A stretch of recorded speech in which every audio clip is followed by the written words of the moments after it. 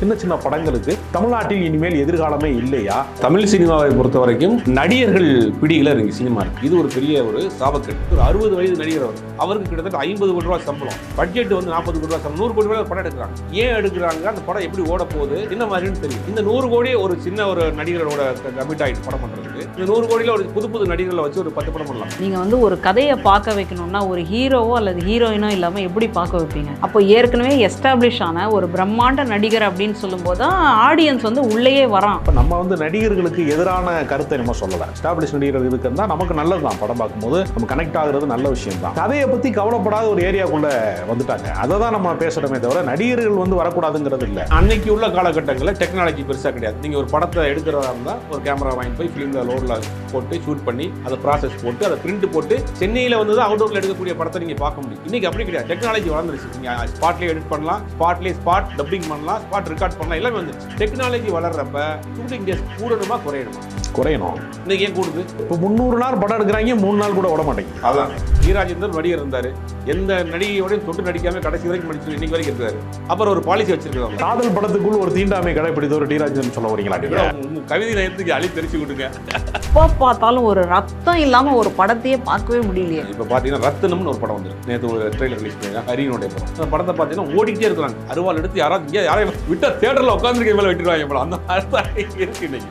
வயதான உடல்நிலை சரிக்காத ஹார்ட் பேஷன்ட்லாம் தேட்டரில் கூட்டு போனால் அங்கேயே முடிஞ்சிருக்கும். அந்த மாதிரி தான் அப்போ ரொம்ப பேர் வயசானவங்க வந்து முடியாமல் இருந்தால் இங்கே கூட்டு போய் முடிச்சு விடலாம். அந்த மாதிரி தான் படம் எடுத்துக்காங்க. தேட்டருக்கு படம் போகிறதுல இங்கே ஒரு சிக்கல் இருக்கு. நீங்கள் படம் எடுத்துடுறீங்க, எப்படியோ கஷ்டப்பட்டு தியேட்டருக்கு போகுது. மக்கள் எந்த காட்சிக்கு வரமாட்டாங்களோ அந்த காட்சி வந்து சிறு படங்களுக்கு கொடுக்குறாங்க. 12 மணிக்கு ஷோ போட்டு விடுறாங்க. ஒரு 50 தேட்டரில் வந்து 12 மணி ஷோ போடுறான். 12 மணிக்கு வந்து தேட்டரில் ஆள் வரும் இல்லையா? அது லவ்வர்ஸ்க்கான ஷோங்க. அது பார்த்தீங்களா? எனக்கு என்ன ஒரு சந்தேகம்னா, அந்த காலத்துலலாம் வந்து ஒரு தீபாவளிக்கு ஒரு பொங்கலுக்கு இந்த மாதிரி விசேஷத்துக்கு படம் ரிலீஸ் ஆகும். கொண்டாட்ட மூட்ல போய் அந்த படத்தை எல்லாம் பார்த்துட்டு இருந்தோம். இப்போ வாரத்துக்கு ரிலீஸ் ஆகிட்டே இருந்தா எப்படி போய் பார்க்கறது? எனக்கு தெரிஞ்சு பாண்டியராஜன் படம் வாரம் ரிலீஸ் ஆகிட்டே இருக்கும். நெத்தி அடிப்பாங்க, அடுத்தது வந்து அது ஆண்பாம்பாங்க, வரிசையாக வந்துகிட்டே இருக்கும். அப்போ நான் வந்து எல்லா வாரம் படம் பார்த்துருக்கேன். இப்போ எல்லாம் ராமநாராயணன் படம் வாரம் ரிலீஸ் பண்ணுவார். அவர் ஒரு வருஷத்துக்கு 10 படம் பண்ணிட்டு இருந்தார். அந்த பக்கம் நாயை வச்சு படம் பண்ணிட்டு இருப்பார், அந்த பக்கம் பாம்பை வச்சு படம் பண்ணிட்டு இருக்காரு. ஹீரோக்கள் சொல்றதை கேட்க மாட்டாங்கன்னு சொல்லி அவர் குரங்குகள் இந்த மாதிரியான பாம்புகளை வச்சு எடுத்துட்டு போனா அது சொல்றதை பாம்பு கூட நம்ம சொல்ற மாதிரி படம் எடுக்கும். நடிக்க மாட்டாங்க.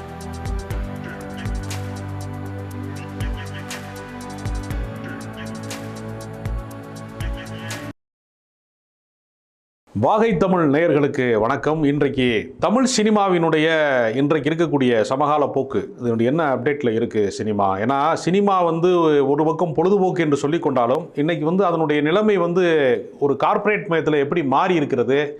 ஏன் வந்து தமிழ்நாட்டில் தமிழ் படங்கள் ஓட மாட்டேங்குது? 10 டிக்கெட் வந்தால் தான் அந்த படத்தை வந்து நாங்கள் வந்து திரையிடுவோம் அப்படின்னு சொல்கிறாங்க. 8 பேர் வரைக்கும் வந்த முன்னாடி 9 பேர் வந்தால் கூட அப்பா நாங்கள் டிக்கெட்டை வந்து கேன்சல் பண்ணிட்டோம், எல்லாருமே நீங்கள் கொடுக்குறோம், நீங்கள் கிளம்பி போங்க அப்படிங்கிறாங்க. இப்படி ஒரு மோசமான ஒரு சூழல் ஒரு பக்கம் நிகழ்ந்து கொண்டே இருக்கிறது. பெரிய ஹீரோக்கள் படம் அப்படிங்கிறது வந்து ஒரு தீபாவளி, பொங்கல், ஒரு விசேஷ தினங்கள், இந்த மாதிரியான சம்மர் ஹாலிடேஸ் இதில் தான் வர முடியும். சின்ன சின்ன படங்களுக்கு தமிழ்நாட்டில் இனிமேல் எதிர்காலமே இல்லையா? என்ன சூழல் நிலவுகிறது அப்படிங்கிறதை பற்றி நாம் ஒரு கலந்துரையாடல் செய்கிறோம். இப்போ தமிழ் சினிமாவை பொறுத்த வரைக்கும் நடிகர்கள் பிடியில் இருக்கு சினிமா இருக்குது. ஒரு 5-6 நடிகர்கள், குறைந்தபட்சம் 10 கோடியிலிருந்து 150 கோடி வரைக்கும் இன்றைக்கி சம்பளம் வாங்கக்கூடிய நடிகர்கள் தமிழ் சினிமாவில் இருக்காங்க. இது ஒரு பெரிய ஒரு சாபக்கேடு தமிழ் சினிமாவுக்கு. பெரும்பாலான பட்ஜெட் வந்து நடிகர்களுடைய சம்பளமாகவே போயிடுது. அப்படிங்கும்போது ஒரு குறிப்பிட்ட ஒரு 5-6 நடிகர்களை மட்டும் வச்சு நீங்கள் படம் எடுக்கிறப்ப அவருடைய வயது, அவருடைய அந்த பிம்பம், இதை சுற்றியே தான் அவர்களுக்கு கதை வந்து பின்னப்படுகிறது. அப்படிங்கும்போது புதுசான கதைகள், வித்தியாசமான கதைகள் எப்படி வரும்? இப்போ அந்த ஒரு பிடியிலிருந்து தமிழ் சினிமா விலகினா தான் ஒரு ஆரோக்கியமான தமிழ் சினிமா இருக்கும். மலையாள படங்கள் தமிழ்நாட்டில் ஓடுது, மலையாள படங்கள் தமிழ்நாட்டில் ஓடுது அப்படின்னா ஒரு வித்தியாசமான கதைகளும். 4 பேர் டூர் போகிறானுங்க, ஒரு பாறையில் மாட்டிக்கிறானுங்க. அப்படிங்கும்போது அந்த இடத்துல ஒரு இமேஜ் இல்லை, அந்த கதை தான் நிற்கிது. தமிழ்நாட்டில் இதுக்கு மலையாள படத்தை காட்டிலும் அதிகப்படியான கற்பனை வளம் உள்ள நிறைய உதவி இயக்குநர்கள் கதைகளுக்கெல்லாம் வச்சுருக்கிறாங்க. ஆனால் இந்த ஒரு மிகப்பெரிய ஒரு நடிகர்கள் இருக்காங்க இல்லையா? சமீபத்தில் கூட 2 நாளைக்கு முன்னாடி ஒரு 60 வயது நடிகர் அவருக்கு கிட்டத்தட்ட 50 கோடி ரூபா சம்பளம், பட்ஜெட் வந்து 40 கோடி ரூபா சம்பளம், 100 கோடி ரூபாய் படம் எடுக்கிறாங்க. ஏன் எடுக்கிறாங்க? அந்த படம் எப்படி ஓட போகுது, என்ன மாதிரின்னு தெரியல. இந்த 100 கோடி ஒரு சின்ன ஒரு நடிகரோட கமிட் ஆகிட்டு படம் பண்ணுறதுக்கு, இந்த 100 கோடியில் ஒரு புது புது நடிகர்களை வச்சு ஒரு 10 படம் பண்ணலாமே. நீங்கள் வந்து ஒரு கதையை பார்க்க வைக்கணும்னா ஒரு ஹீரோவோ அல்லது ஹீரோயினோ இல்லாமல் எப்படி பார்க்க வைப்பீங்க? அப்போ ஏற்கனவே எஸ்டாப்ளிஷ் ஆன ஒரு பிரம்மாண்ட நடிகர் அப்படின்னு சொல்லும்போது தான் ஆடியன்ஸ் வந்து உள்ளேயே வரான். அப்புறம் நீங்கள் வந்துட்டு இது மாதிரி சின்னதாக எடுக்கிறேன் அப்படின்னு சொல்லிட்டு நீங்கள் யாரை பார்க்க வைக்கணும்? இல்லை, அதாவது இப்போ புதிய பாதைன்னு பார்த்திபன் நடிக்கிறாரு, அறிமுக நடிகராக நடிக்கிறாரு, மிகப்பெரிய சூப்பர் டூப்பர் ஹிட்டு. அப்போ புதிய நடிகர்கள் வந்து நிறையா பேர் வந்து உருவாகுறாங்க, புதிய ஆட்கள் வந்து புதிய அலைங்கிறது வந்துக்கிட்டே தான் இருக்குது. அப்போ நம்ம வந்து நடிகர்களுக்கு எதிரான கருத்தை நம்ம சொல்லலை. நம்ம எஸ்டாப்ளிஷ் நடிகர்கள் இருக்குன்னா நமக்கு நல்லது தான், படம் பார்க்கும்போது நம்ம கனெக்ட் ஆகுறது நல்ல விஷயம்தான். கதையை பற்றி கவலைப்படாத ஒரு ஏரியாவுக்குள்ளே வந்துட்டாங்க. அதை தான் நம்ம பேசுகிறோமே தவிர நடிகர்கள் வந்து வரக்கூடாதுங்கிறது இல்லை. ஆனால் இந்த புதுமுக நடிகர்கள் நடித்தும் கூட சூப்பர் டூப்பர் ஹிட்டான ஒரு கட்டம் இருந்துச்சு இல்லையா, அது இனிமேல் சாத்தியம் இல்லையா? இல்லை, இப்போ சாத்தியமாக இருக்குது. 2023 புதுமுக நடிகர்கள், சிறு நடிகர்கள் நடித்த படம் தான் பெரிய வெற்றி படம். குட் நைட்டாக இருக்கட்டும், தாதாவாக இருக்கட்டும், இந்த மாதிரி ஆட்கள்லாம் யாரும் பெரிய நடிகர்கள் கிடையாது. இந்த போன வருடம் ரிலீஸ் ஆன ஒரு பெரிய வெற்றி பெற்ற படங்கள் லிஸ்ட் எடுத்திங்கன்னா 4-5 படங்கள் இந்த மாதிரி படங்களே. கவினுக்கு என்ன உங்களுக்கு பெரிய மார்க்கெட் இருக்குது, என்ன பெரிய சம்பளம் இருக்குது, அந்த படங்களை கமிட்டாக இருப்பா. மணிகண்டனுக்கு என்ன உங்களுக்கு பெரிய சம்பளம் கொடுத்துட போகிறாங்க. இந்த படங்கள்லாம் வெற்றி பெற்ற படங்கள், வித்தியாசமான கதை அம்சம் உள்ள படங்கள். அப்போ வித்தியாசமான கதை அம்சம் உள்ள படங்களாக இருந்தால் நடிகர்கள் அங்கே முக்கியம் கிடையாது, கதை தான் முக்கியங்கிறது தமிழ் ஆடியன்ஸும் அந்த மூடுக்கு வந்துட்டாங்க. அதனால தான் மொழி தெரியலனா கூட மாற்று மொழி படம் இங்கே ஓடிட்டு இருக்கு. பிரேமலுவாக இருக்கட்டும், மஞ்சுமல் பாய்ஸாக இருக்கட்டும், 50 கோடி 100 கோடி கேரளாவை காட்டிலும் மொத்தம் அதிகமாக கொடுத்துட்டு இருக்கு தமிழ்நாட்டில். அப்படிங்கும் போது மக்கள் வித்தியாசத்தை எதிர்பார்க்குறாங்க. நீங்கள் பெரிய நடிகர்களை வச்சு வித்தியாசமாக பண்ண முடியாது. நீங்கள் பெரிய நடிகர்களை வச்சு பிஸ்னஸ் இருக்குது, மினிமம் கேரண்டி பிஸ்னஸ் இருக்குது. இவங்க சொன்ன மாதிரி ஒரு மினிமம் அவங்க ஒரு விஜய் படமாக இருக்கட்டும், அஜித் படமாக இருக்கட்டும், இவங்களை வச்சு நம்ம படம் பண்ணுறோம். ஒரு 50 கோடிக்கு படம்னா 100 கோடிக்கு படம் ரிலீஸ் ஆகிறதுக்கு முன்னாடி வந்துடும். ஒரு சேஃப்டியான ஒரு பிஸ்னஸ். அப்போ அவங்க இப்போ முற்றிலும் புறந்தொழில வேணாமான்னா அதுவும் கணக்கு கிடையாது. அவர் தயாரிப்பாளர் பணம் போடுறாரு, லாபத்தை தான் முதல்ல பார்ப்பார். அது ஒரு பக்கம் இருந்தாலும் சிறு படங்கள் வளர்ச்சிக்கும் கொஞ்சம் ஒரு பெரிய தயாரிப்பாளர் ஒரு பெரிய படம் எடுங்க, ஒரு சிறிய படம் எடுங்கன்ற அந்த மாதிரி பிரிச்சுக்கலாம்ல. இல்லைப்பா, ஆர்பி சௌத்ரி வந்து தொடர்ந்து வந்து தயாரிப்பு பணியில் இருக்கும் போதெல்லாம் எத்தனையோ புதிய இயக்குனர்கள் வந்துக்கிட்டே இருந்தாங்க, புதிய இசையமைப்பாளர்கள், புதிய டெக்னீஷியன் எல்லாருமே நிறைய பேர் வந்தாங்க. அன்னைக்கு அப்கமிங் ஹீரோவாக இருந்த அன்னைக்கு சரத்குமார்லாம் வந்து ஒரு வளரும் கதாநாயகனாக தான் இருந்தார். அவங்களெல்லாம் வச்சு அவங்க வந்து பல படங்கள், நாட்டாம, சூரிய வம்சம் மாதிரி படங்கள்லாம் கொடுத்தாங்க.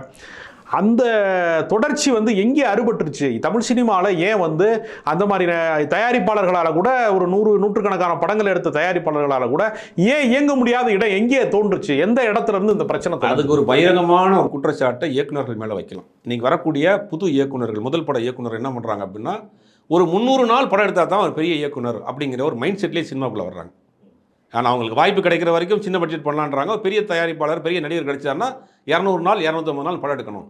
இப்போ நீங்கள் பார்த்தீங்கன்னா அன்னைக்கு உள்ள காலகட்டங்களில் டெக்னாலஜி பெருசாக கிடையாது. நீங்கள் ஒரு படத்தை எடுக்கிறதா இருந்தால் ஒரு கேமரா வாங்கிட்டு போய் ஃபிலிமில் லோடில் போட்டு ஷூட் பண்ணி அதை ப்ராசஸ் போட்டு அதை பிரிண்ட் போட்டு சென்னையில் வந்து தான் அவுட்டோரில் எடுக்கக்கூடிய படத்தை நீங்கள் பார்க்க முடியும். இன்றைக்கி அப்படி கிடையாது. டெக்னாலஜி வளர்ந்துருச்சு. நீங்கள் ஸ்பாட்லேயே எடிட் பண்ணலாம், ஸ்பாட் டப்பிங் பண்ணலாம், ஸ்பாட் ரெக்கார்ட் பண்ணலாம், எல்லாமே வந்துருச்சு. டெக்னாலஜி வளர்கிறப்ப ஷூட்டிங் டேஸ் கூடணுமா குறையணும்? இன்றைக்கி ஏன் கூடுது? அப்போ இந்த இயக்குநர்களும் ஹேண்டில் பண்ணுற விஷயம், இயக்குநர்கள் அதிக நாள் படம் எடுத்தால் தான் நம்ம ஒரு பிரம்மாண்ட இயக்குனர் அப்படின்னு நினச்சிக்கிறாங்க. இப்போ அதனால வந்த விளைவு என்னென்னா, ஒரு படம் 2 படத்தோட தயாரிப்பாளர் போயிடறாங்க. இந்த பன்னீர் புஷ்பங்கள் படம் எடுத்துக்கலாம். பாரதி வாசு அப்படிங்கிற பேர் சந்தான பாரதியும் வாசுவும் சேர்ந்து எடுக்கப்பட்ட படம். கிட்டத்தட்ட 28 நாளோ 26 நாளோ ஊட்டியில் எடுத்த படம். ஊட்டியில் நமக்கு தெரியும், காலை 9 மணிக்குலேருந்து சாயங்காலம் 5 மணிக்குள்ள படப்பிடிப்பு முடிச்சிடணும். அந்த பாடல்கள்லாம் ரொம்ப பிரம்மாண்டமாக இருக்கும் பார்க்குறது, கேட்குறது. அந்த பாடல்கள்லாம் எப்படி எடுத்திருக்காங்க அப்படின்னா, நடிகைகளை மேக்கப் போட்டு ஒரு வேனில் கேமராவோட போவாங்களாம். ஏதோ ஒரு நல்ல லொக்கேஷன் இருந்தால் அந்த இடத்துல எடுத்துகிட்டு ஒரு 2-3 ஷாட் எடுத்துகிட்டு இன்னொரு இடத்துக்கு போகிறது. இந்த மாதிரி எடுத்துருக்காங்க. அந்த மாதிரியான படங்கள்லாம் வந்து பார்த்திங்கன்னா குறைந்த நாளில் எடுத்து அதிக நாள் ஓடின படம், 200 நாள் 150 நாட்கள் ஓடின படம். ஆனால் அந்த குறைவான நாட்களில் டெக்னாலஜி கம்மியாக இருக்கிற காலகட்டங்களில் எடுத்த படங்கள் பெரிய அளவில் போயிருக்கு. நீங்கள் டெக்னாலஜி அதிகமாக இருந்து இப்போ 300 நாள் படம் எடுக்கிறாங்க, 3 நாள் கூட ஓட மாட்டேங்குது. அதான் இதுதான் பிரச்சனை. அப்போ இயக்குநர்கள் வந்து தங்களை வந்து ஒரு 300 நாள் படம் எடுத்தால் தான் ஒரு பெரிய இயக்குனர் அப்படிங்கிற ஒரு மனநிலைக்கு வந்துட்டாங்க. சரி, இப்போ இவ்வளோ பிரம்மாண்டம் எல்லாமே இருக்குது. ஆனால் ஏன் வந்து ஒரு குழந்தைங்களெல்லாம் கூட்டிகிட்டு போயிட்டு பார்க்குற மாதிரி ஒரு அமைதியான ஒரு படமாக இல்லாமல் எப்போ பார்த்தாலும் ஒரு ரத்தம் இல்லாமல் ஒரு படத்தையே பார்க்கவே முடியலையே? இல்லை, அது இயக்குநர்கள் முடிவு பண்ணுற விஷயங்கள் தான் அதெல்லாம் எல்லாமே. இப்போ பார்த்தீங்கன்னா ரத்தினம்னு ஒரு படம் வந்திருக்கு. நேற்று ஒரு ட்ரெய்லர் ரிலீஸ் பண்ணியிருக்காங்க, ஹரியினுடைய படம். அந்த படத்தை பார்த்தீங்கன்னா ஓடிக்கிட்டே இருக்கிறாங்க. அருவாள் எடுத்து யாராவது இங்கே யாரையும் விட்டால் தேட்டரில் உட்காந்துருக்க மேலே விட்டுருவாங்க போல, அந்த மாதிரி தான் இருக்குது இன்றைக்கி. பார்த்தா ஓடிக்கிட்டே இருக்கு, ரத்தமும் சதையும் தெரிக்கிற மாதிரி தான் இருக்குது. அசிங்கமான வசனங்கள். அது நம்ம யூடியூப்பில் கூட நம்ம அந்த வசனங்களை பார்க்க முடியாது, ட்ரெய்லரில் போடுறது. அப்போ இதுதான் ஒரு ட்ரெண்ட், இதுதான் ஒரு இதை வந்து உச்ச நட்சத்திர நடிகர்களே பேசுகிறாங்க. விஜய் மாதிரியான நடிகர்கள் வந்து ஒரு தவறான விஷயத்த படத்தில் பேசுறாரு, அதை கேட்டு வீட்டில் இருக்க சின்ன சின்ன குழந்தைங்க டப் மேட்ச் பண்ணுங்க. இது வந்து ஒரு தவறான ஒரு முன்னுதாரணம். இல்லை, இன்னொன்று இயக்குனர்கள் கையில் சினிமா இல்லைன்னு நீங்கள் தான் சொல்கிறீங்க, கதாநாயகன் கையில் இருக்குங்கிறியா, அப்புறம் இயக்குனர்கள் தான் இந்த மாதிரி மோசமாக எடுக்கிறாங்கங்கிறியா? இல்லை, முரண்பாடாக இருக்குல்ல? இல்லை, முரண்பாடு இல்லை. ஓரளவுக்கு இயக்குனர்கள் அவங்களுடைய முதல் பட இயக்குனராக இருந்தால் நடிகர் சொல்கிறது கேட்கலாம். ஒரு எக்ஸ்டாப்ளிஷ்டு இயக்குனராக இருந்தால் முடிஞ்ச அளவுக்கு அவர் கண்ட்ரோல் பண்ணலாம்ல. இப்போ நீங்கள் ஒரு முதல் பட இயக்குனர், ஒரு உச்ச நட்சத்திர நடிகர் பக்கா சொல்கிறீங்க, முழுவதுமாக அவர் சொல்கிறத தான் நீங்கள் கேட்டு எடுக்க முடியும். நீங்கள் ஒரு 2 படம் சக்ஸஸ் பண்ணிட்டு அந்த நடிகரோட சேர்றப்ப உங்களுடைய கருத்தையும் அவர் ஏற்றுக்குவார்ல. முடிஞ்ச அளவுக்கு ஒரு கொள்கையை வச்சுக்கலாம்ல. டி ராஜேந்தர் நடிகர் இருந்தார், எந்த நடிகையோடையும் தொட்டு நடிக்காமல் கடைசி வரைக்கும் நடிச்சிருக்கு, இன்னைக்கு வரைக்கும் இருக்காரு. அப்புறம் ஒரு பாலிசி வச்சிருக்காருல்ல. தீண்டாமை கடைப்பிடிச்சாரா? அதை அவர்கிட்ட தான் கேட்கணும். இல்லை, அந்த மாதிரி காதல் படத்துக்குள் ஒரு தீண்டாமை கடைப்பிடித்தவர் டி ராஜேந்தர் சொல்ல வரீங்களா? உங்கள் கவிதை நேரத்துக்கு அழி தெரிச்சு விட்டுங்க. அந்த மாதிரி இருக்காங்க. அந்த மாதிரி குறைந்தபட்சம் ஒரு சமூக அக்கறை பொறுப்பு வேணும் இயக்குநர்களுக்கு அப்படிங்கிறது தான் அது. ஏன்னா குழந்தைகள் பார்க்குது, பெண்கள் பார்க்குறாங்க, வயதானவங்கள் பார்க்குறாங்க. இப்போலாம் சவுண்டு வேறு டிடிஎஸ்லாம் பண்ணுறாங்க. வயதான உடல்நிலை சரியில்லாத ஹார்ட் பேஷண்ட்லாம் தேட்டரில் கூட்டு போனால் அங்கேயே முடிஞ்சிடும் போல. அந்த மாதிரி தான் அப்போ ரொம்ப பேர் வயசானவங்க வந்து முடியாமல் இருந்தால் அங்கே கூட்டு போய் முடிச்சு விடலாம். அந்த மாதிரி தான் படம் எடுத்துக்காங்க. ஏன்னா ஒரே சத்தம், வெட்டு குத்து, அருவாள், அது சவுண்ட்லாம் அப்படி சுற்றி வருது. போட்டு ஈரக்குறையெல்லாம். கேப்டன் மில்லர் படம் பார்க்க போனேன் நான், தனுஷ் நடிச்ச படம். சுட்டு தப்பிச்சிருப்பாங்க. 1/2 மணி நேரத்துக்குள்ள இருக்க ஒரு குறும்பட அளவுக்கு தான் கதை வச்சிருக்கிறாங்க. 2 மணி நேரமா வந்து பாத்தீங்கன்னா எங்கேயாவது நம்ம பாலஸ்தீனா இஸ்ரேலுக்கு நடுவுல மாட்டிக்கிட்டோமோ அப்படிங்கிற அளவுக்கு வந்து ஒரே துப்பாக்கி சத்தம், வெடி சத்தம், அதை சத்தம், கொடூரமான சத்தம் எடுக்குன்னு அப்படி இருக்கு. சரி, இதுதான் ஒரு பெரிய தனுஷ் மாதிரி ஹீரோக்களுக்கு தான் இந்த மாதிரி இருக்கு அப்படின்னு பார்த்தா, வட்டார வழக்குன்னு ஒரு படம், இந்த சந்தோஷம்னு டூலெட் நடிச்ச ஒரு ஹீரோடைய படம், அந்த படமும் அதே அளவுக்கு வன்முறை இருக்கு. படம் முழுக்க துப்பாக்கி, இது அருவாள் அவ்வளவுதான். இது வந்து இங்க புழுதி பறக்குது, அங்க துப்பாக்கியில சூட்ல வந்து அது பூராமே வந்து புகை பறக்குது. அவ்வளவுதான் வித்தியாசமே தவிர புழுதியா புகையா அவ்வளவுதானே தவிர அடிப்படையில வன்முறைங்கிறது ஒரு அடிநாதமா இருக்கு. அதாவது மனித மனத்திற்குள்ள அவன் வேட்டையாடிய சமூகத்துல இருந்து வந்திருக்கான், தொடக்க காலத்துல வந்து அவன் ஒரு கொடூரமான இடத்துல இருந்து வந்திருக்கான் அப்படிங்கிறதுனால அந்த ஆழ்மனம் இருக்குல்ல, அதை வந்து காட்டுறதுக்கான வன்முறை காட்சிகளாக படம் எடுக்கிறானே தவிர அன்பை சொல்கிற படம், காதலை சொல்கிற படம், மனிதத்தை சொல்கிற படம். இப்போ இந்த அயோத்தின்னு ஒரு படம் வருது, ஒரு மனித அந்த மக்கள் கொண்டாடத்தானே செய்கிறான். அந்த படம் வந்து ஃபெயிலியர் படம் கிடையாது. பம்பருங்கிற படம் ஒரு சூஃபி இஸ்லாமியருடைய ஒரு நேர்மையாக வாழணும், இன்னொருத்தன் பணத்துக்கு ஆசைப்படக்கூடாது, ஒருத்தனுக்கான பணத்தை கொண்டு போய் அவங்ககிட்ட கொண்டு போய் ஒப்படைக்கணுங்கிறதுக்காக ஒரு கேரக்டர் டிராவல் பண்ணுறத பம்பர்னு ஒரு படத்தை வந்து எடுக்கிறாங்க. அப்போ இந்த மாதிரி ஃபீல் குட் மூவிலாம் ஆடியன்ஸ்கிட்ட கொண்டு போய் சேர்க்கறதுல இப்போ ப்ராக்டிக்கலாக நிறைய பிரச்சனை இருக்குது அப்படிங்கிற மாதிரி ஒரு சில தியேட்டர்கள் கார்பரேட் கையில் போயிடுச்சு. சரி, பல தியேட்டர்கள் கார்பரேட்டுகள் மொத்த கான்ட்ராக்டில் எடுத்து வச்சுட்டு அவங்க 5.1 5.4ன்னு சொல்லி சின்ன சின்ன தியேட்டர்கள் அவங்க ஒரு குடையின் கீழ் கொண்டு வந்துட்டாங்க. சிறு படங்கள் தியேட்டர்களை போய் அப்ரோச் பண்ணுறதுல சிக்கல் இருக்குது, ஒரு பெரிய சிக்கல் இருக்குது. அதனால தான் இந்த மாதிரியான ஒரு தடங்கள் வருது. இப்போ நீங்கள் முந்தையெல்லாம் ஒரு 20 வருஷத்துக்கு முன்னாடி ஒரு திரைப்படத்தை எடுத்தாருன்னா ஒரு டிஸ்ட்ரிபியூட்டர் 10 பேரை போட்டு கட்டுவார். அதை படம் நல்லா இருந்துச்சு, டிஸ்ட்ரிபியூட்டர் வாங்கி போய் அந்த ஏரியாவில் தேட்டரில் போட்டுக்குவார். பெரும்பாலும் இந்த தேட்டர் ஓனர் தான் டிஸ்ட்ரிபியூட்டர் இருப்பாங்க. இப்படி தான் நடைமுறை இருந்துச்சு. இன்றைக்கி அப்படி கிடையாதுல்ல. உங்களுக்கு படம் வந்து ஒரு தேட்டரில் ஃபுல்லாக கார்பரேட் கையில் போயிடுச்சு. ஒரு குறிப்பிட்ட கம்பெனி ஒரு தமிழ்நாடு முழுக்க ஒரு 50 தேட்டர் வச்சிருக்கு, இன்னொரு குறிப்பிட்ட கம்பெனி இன்னொரு 50 தேட்டர் வச்சிருக்கு. இவர்கள் நினைச்சா தான் அந்த படத்தை தேட்டருக்கு கொண்டு போக முடியும். 50 தேட்டருங்கிறது தவறானது, 500 தேட்டர் 800 தேட்டர் உதாரணத்துக்கு சொல்கிறேன். அந்த மாதிரி வச்சிருக்கப்ப தியேட்டருக்கு படம் போகிறதுல இங்கே ஒரு சிக்கல் இருக்குது. நீங்கள் படம் எடுத்துடுறீங்க, எப்படியோ கஷ்டப்பட்டு முன்ன தியேட்டருக்கு போகுது, மக்கள் எந்த காட்சிக்கு வரமாட்டாங்களோ அந்த காட்சி வந்து சிறு படங்களுக்கு கொடுக்குறான். 12 மணிக்கு வந்து காலைல எந்திரிச்சு ஒருத்தன் குளிச்சு எந்திரிச்சு 12 மணிக்கு படத்துக்கு போவாங்க. சாயங்காலம் வேலையெல்லாம் முடிச்சுட்டு சாயங்காலம் தான் படம் பார்க்க போவோம். இவன் என்ன செய்யறான்னா 12 மணிக்கு ஷோ போட்டு விடுறாங்க. ஒரு 50 தேட்டர்ல வந்து 12 மணி ஷோ போடுறான். 12 மணிக்கு வந்து தேட்டர்ல ஆள் வரும் இல்லையா, அது லவ்வர்ஸ்க்கான ஷோங்க. அது பாத்தீங்களா, அந்த நேரத்துல தான் வருவாங்க. அது அதுக்காக போறாங்க. காலேஜுக்கு போக மாட்டாங்களா அந்த நேரத்துக்கு, அவங்க வேற எதுவும் கட் அடிச்சிட்டு வர்ற நேரம் அது. இது ஒரு தவறான தகவல், இது ஒரு வதந்தியா இருக்கு. இல்ல சரி, தியேட்டர் அந்த காதலர்கள் கூடாரமா பல வருஷமா இருக்கத்தான் செய்யுது. அது காலங்காலமா உள்ளது. அதான் சொல்றாங்க. இப்போ எனக்கு என்ன ஒரு சந்தேகம்னா, அந்த காலத்துலலாம் வந்து ஒரு தீபாவளிக்கு, ஒரு பொங்கலுக்கு, இந்த மாதிரி விசேஷத்துக்கு படம் ரிலீஸ் ஆகும். அப்போது அந்த கொண்டாட்ட மூடில் போய் அந்த படத்தை எல்லாம் பார்த்துட்டு இருந்தோம். இப்போ வாரத்துக்கு ரிலீஸ் ஆகிட்டே இருந்தால் எப்படி போய் பார்க்குறது? இல்லை, படமே உங்களுக்கு ஒரு வாரத்துக்கு அந்த படம் மறந்து போதில்லை. உங்களுக்கு 3 நாள் 4 நாள் தான் அதிகபட்சமாக ஒரு படம் ஓடுது. அதிகபட்சம் ஒரு வாரம் ஓடுது. இல்லை, அப்போ இருந்த சூழலுக்கு பிறகு சூழலுக்கு என்ன வித்தியாசம்? படம் ஓடுறது தான் வித்தியாசம். படம் முதல்ல தேட்டர், எனக்கு தெரிஞ்சு பாண்டியராஜன் படம் வாரம் ரிலீஸ் ஆகிட்டே இருக்கும். நெத்தி அடிப்பாங்க, அடுத்தது வந்து அது ஆண்பாம்பாங்க, வரிசையாக வந்துக்கிட்டே இருக்கும். அப்போ நான் வந்து எல்லா வாரம் படம் பார்த்துருக்கேன். இப்போ எல்லாம் ராமநாராயணன் படம் வாரம் ரிலீஸ் பண்ணுவார். அவர் ஒரு வருஷத்துக்கு 10 படம் பண்ணிட்டு இருந்தார். அந்த பக்கம் நாயை வச்சு ஒரு படம் பண்ணிட்டு இருப்பார், அந்த பக்கம் பாம்பை வச்சு ஒரு படம் பண்ணிட்டு இருக்காரு, பேபி சாமிலியை வச்சு அங்கே ஒரு படம் பண்ணிட்டு இருப்பாரு. 3 இடத்துல ஷூட்டிங் நடக்கும். காலையில் இருந்துச்சு இங்கே போகிறான், என்னப்பா இன்னைக்கு என்ன பண்ணுறாங்க அவர் அசிஸ்டன்ட் என்கிட்ட சொன்னாரு, குடும்பமும் 3 யூனிட் 3 ஷூட்டிங்ல, அக வாழ்க்கையும் காலை சாப்பாடு வந்து ஒரு யூனிட்ல சாப்பிட்டு வரான், காலையில் டிஃபன், மதியானம் லஞ்சு இன்னொரு யூனிட்ல சாப்பிட்டு வரான், ஈவினிங் பேட்டா செட்டில் பண்ணுறதுக்கு இன்னொரு யூனிட்ல இருப்பார். 3மே ஒரே படம், ஒரே டேரக்டர் தான், இவருடைய டேரக்டர்லாம். ஆனால் அவர் எடுத்த எல்லா படங்களும் ஓடிச்சு. அதனால தான் அவர் 100 படத்துக்கு மேலே டைரக்ட் பண்ண முடிஞ்சிச்சு, ப்ரொடியூஸ் பண்ண முடிஞ்சிச்சு. அவருடைய உதவியாளர்கள் கேட்டிங்கன்னா நிறைய கதை சொல்லுவாங்க. அதாவது அவர் மாதிரி திட்டமிட்டு படம் எடுக்க முடியாது அப்படிம்பாங்க. அதாவது அது ஹீரோக்கள் சொல்றதை கேட்க மாட்டாங்கன்னு சொல்லி அவர் குரங்குகள் இந்த மாதிரியான பாம்புகளை வச்சு எடுத்துட்டு போனா அது சொல்றதை பாம்பு கூட நம்ம சொல்ற மாதிரி படம் எடுக்கும், நடிக்க மாட்டாங்க. அது ஒரு காரணம். அது ஒரு காரணம். வீசேகர் எடுத்துங்க, ஒரு மிகப்பெரிய ஒரு இயக்குனர், சிறு பட்ஜெட் படங்கள் எடுப்பார். அவர் கூட ஒரு சமீபத்தில் ஒரு இன்டர்வியூவில் சொல்லியிருந்தார், என்னுடைய நான் வந்து பீக்கில் இருந்த கவுண்டமணி, விவேக் போன்றவர்களை வடிவில் வச்சு நீங்கள் எப்படி படம் எடுத்தீங்கன்னு என்கிட்ட கேட்பாங்க.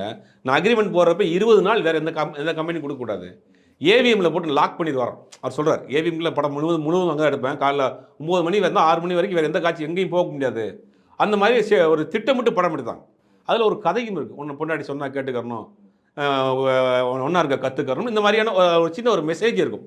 ஒரு காமெடியாக ஒரு மெசேஜ் சொல்லக்கூடிய படம் தொடர்ந்து வெற்றி படங்கள் கொடுத்தாரு. இன்றைக்கி வந்து கதைக்கு பெரும் பஞ்சமாக இருக்குது.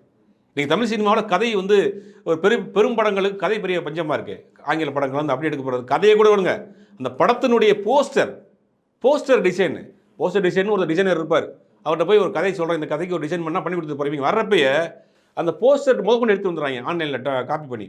இப்போ சமீபத்தில் ரிலீஸ் ஆன பூஜை போட்ட விஜய் அஜித்தினுடைய படம் குட் பேட் அக்லின்னு ஒரு படம், அந்த படத்தினுடைய போஸ்டர் டிசைன் அப்படியே இன்னொரு ஆங்கில படத்தினுடைய டிசைனை கொண்டு வந்து காப்பி பண்ணி போட்டிருக்காங்க. அப்போ ஒரு தலைப்புக்கு பஞ்சம், கதைக்கு பஞ்சம், அந்த போஸ்டர் டிசைனுக்கு பஞ்சம். ஆனால் சம்பளமும் ஷூட்டிங் நாட்களும் அதிகமாக போட்டு எதுக்காக சிந்திக்கிறாங்க, இந்த நாட்கள் எதுக்காக எடுத்துக்கிறாங்க?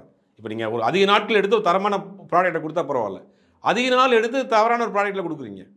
அதாவது கதைக்கு பஞ்சம்ங்கிறது வந்து உண்மையான கருத்து கிடையாது. கதை வந்து நிறைய இருக்குது, சொல்லப்படாத கதைகள், சொல்லப்பட்ட கதைகள் நிறைய இருக்குது. ஒரு 7-8 வருஷத்துக்கு முன்னாடி ஒரு உதவி இயக்குனர் வந்து யாராவது ஒரு ரைட்டர்கிட்ட வந்து எனக்கு கதை வந்து ரைட்ஸ் வாங்கி கொடுங்க அப்படின்னு என்கிட்ட வந்து கேட்குறாரு. அப்போ நான் வந்து எழுத்தாளர் எஸ் ராமகிருஷ்ணனுக்கு நான் அந்த மாதிரி சொல்கிறேன். அவர் வந்து பாலுமகேந்திரா இன்ஸ்டியூட்டில் படித்தவர், அவர் கொஞ்சம் விஷயமானவர், குறும்படம்லாம் எடுத்திருக்காரு, நீங்கள் வேணால் பாருங்கள், அவர் குவாலிட்டியாக பண்ணியிருக்காரு, அவர் வந்து கதை உங்கள்கிட்ட வாங்கணும்னு விரும்புகிறாரு அப்படின்னு சொல்லும்போது நாங்கள் போய் நான்லாம் போய் உட்காந்து அப்போ வந்து அவர் ஒரு கதை சொன்னார். அந்த கதை வந்து இவர் எடுக்கணும்னு சொன்னவரால் எடுக்க முடியல, அவருக்கு ப்ரொடியூசர் சைட்டில் வந்து ஏதோ பிரச்சனையாகி அவர் எடுக்கலை. அந்த கதை தான் பின்னாடி அயோத்தியா வந்துச்சு. நான் அதை வெறும் கதையாகவே வாய்மொழியாக எஸ் ராமகிருஷ்ணனுடைய நேரடியாக நான் வந்து அந்த கதையை கேட்டேன். அதனால் கதைக்கெலாம் பஞ்சம் கிடையாது. அவரை காலையில் கூப்பிட்டு வச்சு உட்காந்து நாங்கள் ஒரு ஹோட்டலில் ரூம் போட்டோம். காலையில் இருந்து அது ஏதோ கூகுளு இந்த விக்கிபீடியாலாம் சொல்கிறாங்கல்ல, அதையெல்லாம் தாண்டி நீங்கள் காலையில் அப்படின்னு சொன்னோன்னா ஒரு கதை சொல்லுவார், ஒரு காஃபி வர்றதுக்குள்ளே அடுத்த கதை சொல்லுவார், லஞ்சு முடிச்சுட்டு ஒரு கதை சொல்லுவார், சாயங்காலம் என்ன செய்வார்னா பஜ்ஜி இதெல்லாம் ஆர்டர் பண்ணுவோம், அப்போ ஒரு கதை சொல்லுவார். 2 நாளில் அவர் ஒரு 4-5 படத்துக்கு கதை சொன்னார். அதில் அயோத்தி மட்டும்தான் வெளியில் வந்திருக்கு, சொல்லப்பட்ட கதைகள் வரல. கதைக்கெல்லாம் பஞ்சம் இல்லைங்க. கதையை வந்து தேர்ந்தெடுப்பதில் ஏற்றுக்கொள்கிற இடத்துல யார் வந்து டிசைடிங் அத்தாரிட்டியாக இருக்கானா அவனுக்கு கதையை பற்றி அவன் ஞான சூன்யமாக இருக்கான், அவனுக்கு கதையை பற்றி எந்த நாலேஜுமே கிடையாது. அங்கே போய் அது ஒரு அதிகார மையம் மாதிரி இருக்குது.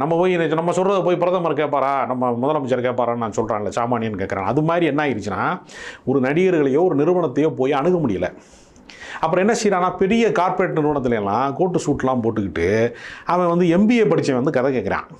கதை கேட்குறதுக்கு அவனுக்கு என்ன நாலேஜ் இருக்கணும்னா, அவனுக்கு ஒரு சிறுகதை வாசிப்பு இருக்கணும், கவிதை வாசிப்பு இருக்கணும், ரசனை இருக்கணும், ரொம்ப பெஸ்ட்டு மூவிஸுக்கான வித்தியாசங்கள் என்னன்னு தெரியணும். அவன் கேட்டால் பரவாயில்ல, அவனுக்கு ஒரு ரசனை சார்ந்தவன் கேட்டால் பரவாயில்ல.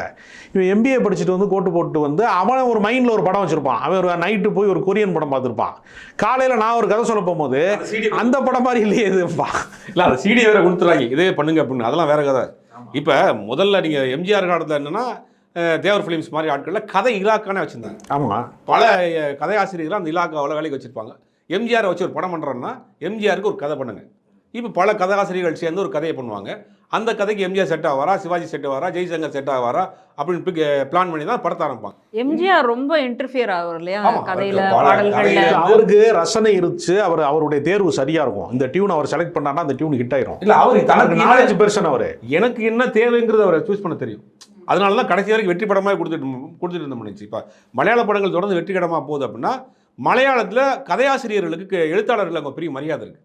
நீங்கள் திரைப்படம் சார்ந்து மற்ற எழுத்தாளராக இருந்தால் கூட கேரளாவில் ஒரு பெரிய ஒரு அங்கீகாரம் இருக்குது. அதனால என்ன பண்ணுறாங்கன்னா முதலில் கதை தான் செலக்ட் பண்ணுறாங்க. இல்ல தமிழ் சினிமாவிலேயும் மரியாதை இருக்கு, அதனால தான் சினிமாக்குள்ள விட மாட்டேங்கிறாங்க. ஆமா. மரியாதைக்குரிய ஒரு வெளியே இருக்கட்டும், வெளியில இருக்கட்டும், இங்கே வர வந்து தேவையில்லாம இங்கே அப்பா அம்மா தாத்தா மாதிரி வீட்டில் இருக்கிற மரியாதை அங்கேயே இரு, இங்க உள்ள வராதேங்கிறாங்க. இல்லை, மலையாள சினிமாவில் என்ன பண்ணால் முதல்ல கதையை செலக்ட் பண்ணிட்டு அந்த கதைக்கு தேவையான நடிகர் நடிகைகளை தான் அடுத்தடுத்து தேர்ந்தெடுக்கிறாங்க. இங்கே நம்மால் என்ன பண்ணாங்கன்னா முதல்ல ஹீரோவை புக் பண்ணி தான் அவன் கதை ரெடி பண்ணுறாங்க. அப்படிங்கும் போது எந்த மாதிரியான இப்போ இருக்கிற பெரிய ஹீரோ எல்லாமே 40 வயசுக்கு மேலே தான் இருக்காங்க. காலேஜ் பண்ண முடியும். ஏன்னா கம்மி வயசு சொல்றீங்க, 40 வயசுக்கு மேலே தான் இருக்காங்களா? ஆமாம், எனக்கு தெரிஞ்சு எல்லா ஹீரோக்கும் 50 வயசு ஆயிடுச்சு. 50 வயசு 40 வயசுக்கு மேலே அப்படி போட்டுக்கிறோம். 50 வயசுக்கு மேலே இருக்கிறவன் தான் இப்போ ஹீரோ. 50 வயசு ஹீரோ வச்சுட்டு நீங்கள் ஒரு காதல் படம் பண்ண முடியுமா? ஒரு காலேஜ் லவ் ஸ்டோரி பண்ண முடியுமா? அப்போ அவங்க என்ன பண்ண முடியும்? ஒரு போலீஸ் ஆஃபீஸரு, ஒரு பெரிய தீவிரவாத கும்பலை பிடிக்கிற ஆளு, இந்த மாதிரியான ஒரு 10 கதைகள் இருக்குது. இதுக்குள்ளே தான் மாறி மாறி பண்ண முடியும். அப்போ அதே மாதிரி தான் திருப்பி ரிப்பீட்டடாக வரும். அதுதான் உங்களுக்கு பிரச்சனையாக இருக்குது. இல்லை, நீங்கள் வி சேகரை சொன்னதுனால சொல்கிறேன். அவர் என்கிட்ட பேசும்போது சொன்னார், பாக்கியராஜிட்ட வந்து ஒரு 10-12 அசிஸ்டன்ட்ஸ் வந்து இருப்பாங்க. எல்லாருமே கதை நாலேஜ் உள்ளவங்களாக இருப்பாங்க. புதிய புதிய விஷயங்களை வந்து அவங்க சொல்லிக்கிட்டே இருப்பாங்க. அந்த டீம் வந்து அப்படியே கலைக்காமல் வச்சுருந்தாரு. அதுக்கு பின்னாடி அது மாதிரியான சூழல் வந்து இப்போ இல்லை. அதே மாதிரி தேட்டரை பற்றி சொல்லும்போது அவர் சொன்னார், ஒவ்வொரு தேட்டர்லையும் அட்வான்ஸ் கொடுப்பாங்க. நாங்கள் ஒரு படத்துக்கு பூஜை போட்டோம்னா ஒவ்வொரு தேட்டருடைய முதலாளிகளும் எங்கள் படத்தை எங்களுக்கு வரணும் அப்படிங்கிறக்காக வேண்டி 5 லட்சம் 2 லட்சம் 10 லட்சம் கொடுப்பாங்க. அதை வச்சே நான் படம் ஆரம்பிச்சிடுவேன் அப்படிங்கிற சூழல்லாம் இருந்திருக்கு. இப்போ அந்த மாதிரியான சூழலே கிடையாது. இப்போ வந்து என்ன ஆயிடுச்சுன்னா, ஒரு சிறு தயாரிப்பாளர் வந்துட்டா நீ வராதேங்கிறாங்க. வந்துட்டாங்கிறது நான் சொல்கிறேன். நடிகர்கள் ஓப்பனை விசால் மாதிரியான ஓப்பனை சொல்கிறாப்லே, சிறு பட தயாரிப்பாளர் வராது, ஊரில் இடத்த வாங்கி போடுங்கன்றாப்ல. அப்படிங்கும்போது சினிமா எப்படி வளரும்?